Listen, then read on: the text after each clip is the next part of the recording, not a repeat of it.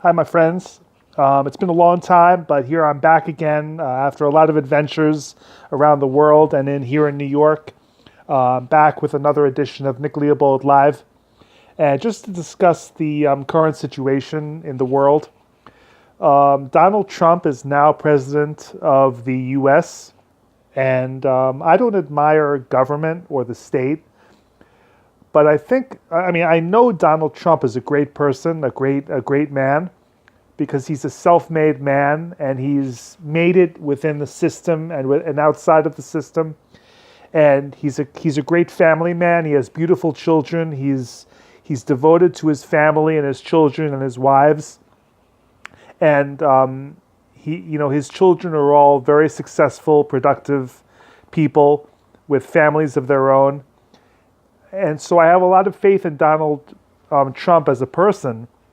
And I have some faith in other leaders around the world as people, as individuals, like Shinzo Abe of Germany.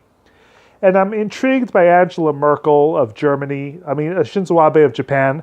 And I'm intrigued by Angela Merkel of Germany as an intellect.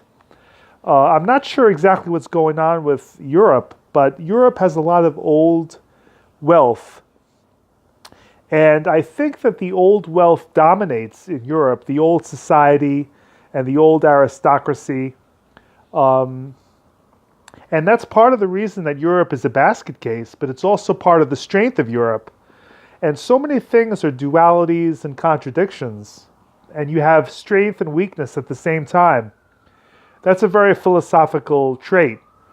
How the aristocracy and the old society can be both a strength and a weakness. But there's also opportunity for new people to rise up and become part of the elite. And at the same time, the elite holds people down and enslaves people. So it's kind of it's a duality, which is kind of puzzling. But that's the way reality is, and there's other sides to it too. I'm not happy with the way the government is enslaving the population, but at the same time, I've taken the trouble as an individual to educate myself and to learn about the true nature of reality in the world. So I have a lot of advantages because other people are too lazy to learn about true reality and the world system and the world society. So they're at a disadvantage. They're good at picking up women maybe, but they're not good at, functioning, once they get older.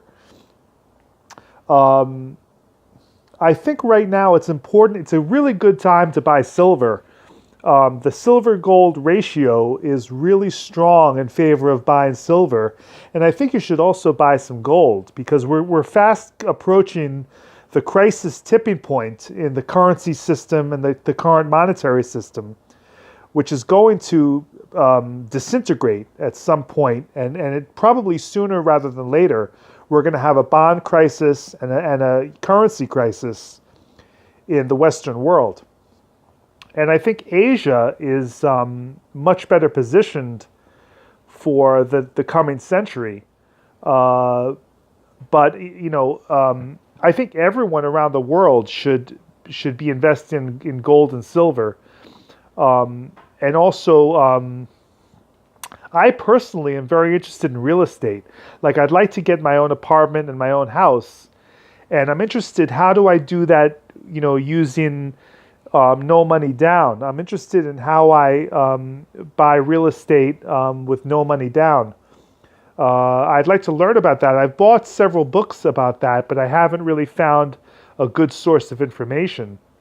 I used to have the Carlton Sheets real estate course, but I never really finished it. But I would like to invest in real estate too. And I'd also like to enjoy life. It's very important to enjoy life and to not watch your budget and to not, scrimp and save. It's really important to splurge. It's good for the economy. George Bush George W. Bush was so right when he said that, we should all go shopping because it's really good for the economy. And it's absolutely true. The commerce is the lifeblood of any society. And it's, trading and exchanging with people to get better products for yourself and for the person you trade with. That's the basis of a civilized society. So shopping and splurging on restaurants and shopping and nights out in the town, that's one of the best things you can do for yourself and for your neighbors and for your loved ones and for the economy. And also for faith, having the faith to spend money and enjoy yourself for today and not worry about tomorrow. That's a very Christian concept and a Judeo-Christian concept, I guess. But it's true. And, having faith in the future, it's not only about saving, it's not only about investing, it's also about spending and having a good life and enjoying yourself. Now, how do I view the Trump presidency? I'm shocked at the corruption and dishonesty of the Democrats and their allies, and how they're attacking the Donald Trump presidency. I've watched Donald Trump since I was a kid, and he's a very good man. He's a very good businessman. He cares about people. He cares about his country. He cares about his city. He cares about people having an opportunity to better themselves. He cares about making America a rich country. He cares about our allies. He cares about the rest of the world. He really wants to make America and the rest of the world a good place to live for people and for families and for individuals. And here the Democrats are just mindlessly attacking him in the most basest, ugliest ways, with all sorts of legalese and attorneys and special prosecutors and ties to Russia. Look, there was no nuclear war. There was no war from Russia. There was no corruption of the electoral process. So some hackers in Russia hacked into some election systems. That happens all the time. That means that says nothing about whether Russia tried to hack our elections. It's a total news scam designed to distract us from the real issues that are really going on, which are, ordinary people have to get ahead, and they're so busy worrying about making ends meet that they don't have a chance to enjoy themselves and also invest wisely for the future, because the current system with the fiat money and the Federal Reserve and the private banks that are ripping everyone off is so destructive of ordinary people's lives, along with the educational loan scam system and the intellectual property scam system, and the medical industrial complex and the prison industrial complex, which victimizes minorities and the poor, and the whole pharmaceutical industry, which poisons people, and the food industry, which doctors are food. These are things that we as individuals have to overcome by making choices in the marketplace and talking with our neighbors and educating ourselves and educating others and making good choices with our money, and also rebelling when we're victimized by financial institutions or other institutions, by fighting back in intelligent ways and screwing them back when they screw us, so that we defend ourselves, we teach them a lesson, and we preserve goodness in society. So we have to get smart, we have to get tough, we have to enjoy ourselves and enrich our lives. We have to be attentive to culture and the arts and civilization in our culture, so Western culture doesn't die, and so we preserve the performing and the visual arts and the musical arts, like the ballet, the opera, the cinema, the museums. We have to criticize our local politicians and make people aware of all the corruption that's going on at a state and local level. We have to live our lives every day in happiness. Enjoying our lives, participating in the local economy, and spending our money on things that really make a difference, on good food, good products, good clothes, whether they're made in China, Vietnam, Honduras, or America. Just buying quality. We have to pay attention to quality and substance and intelligence in our local daily lives and where we live, and also we have to turn off the TV, get out of the house, and walk around and breathe the fresh air, and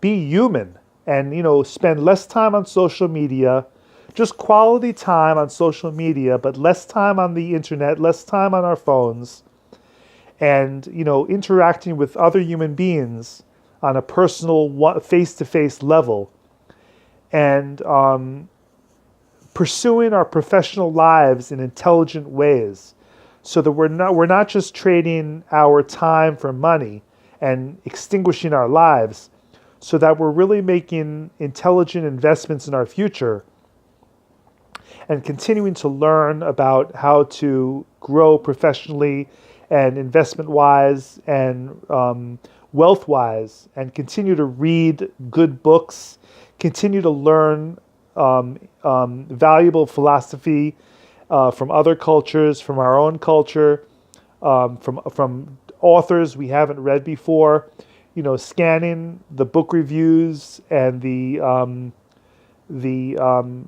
book lists for books and ideas we haven't been exposed to before. All of these things we have to do. And as far as the current state of affairs, I think that the Western world it's approaching the danger point of currency and bond collapse. But at the same time, I think that the society is not going to collapse. It's just going to be an economic reset, and it's going to be an opportunity for everyone to start over again, and for the rich to become richer, and for the middle class to become richer. But we have to live, and we have to learn, and we have to continue to grow, and we have to continue to believe and have faith and enrich our lives and do what we love, and focus on what we love, and meet new people and make new friends and make new contacts, and be exposed to new ideas of how to do things, and new ideas of art, new ideas of technology, new ideas of finance. And yet we have to remain cautious about all the scams and all the lies out there. But that's the TV land, that's the social media land, and the TV land and the radio land, where the Democrats are constantly lying. The old Republican Party, I mean, the Republican Party establishment is the flip side of the Democratic establishment, and the Democrats and Republicans are just the two sides of the same dirty coin. But we have to support a real individualist like Donald Trump, who really wants to make a difference, and we have to make a difference in our own lives. So we really have to step up to the plate and be the best we can be, and really believe in our own lives and also believe in life so that we maximize life for ourselves, for our loved ones, and for the rest of society so we can enjoy life even more. So that's the current state of affairs as I see it. And we have to travel too, of course. We have to travel and expose ourselves to other countries and other civilizations because that's how we learn basic truths about life and reality. Also, by reflecting on by learning that other places have the same reality as us, and we can learn so much from foreign civilizations, like Japan, which is my passion, from the Far East, from Africa, from South America and Central America, from Europe, from South Asia, from Eastern Europe and Russia. I'd love to visit St. Petersburg in Russia, and I'd love to visit Shanghai. I haven't been there yet. I've been to Hong Kong, but haven't been to Shanghai. Haven't been to Russia. There's a lot of places in Europe I haven't been to. So the current state of the world is good, but the Western world and the Western credit system is on the verge of collapse. But society and the world will continue. We have to enrich ourselves and enrich our surroundings to be prepared for the crises that are approaching. But we can't lose our focus on the future because we have a bright future. The world has a very bright future. And everything is going to work out for everyone. Life is going to get better for everyone. So we have to have a positive mental framework. And that's how I see the current state of affairs. So if you have any comments, please leave them in the comment section. I don't always have time to read the comments, but you can shoot me an email through Facebook, nicleobold@facebook.com. That's how anyone can reach me all the time. But I wish you all the best, and I wish you the best of luck, and good luck and Godspeed. And this is Nic Leobold Live, over and out, and I will catch you on the next podcast. Thank you.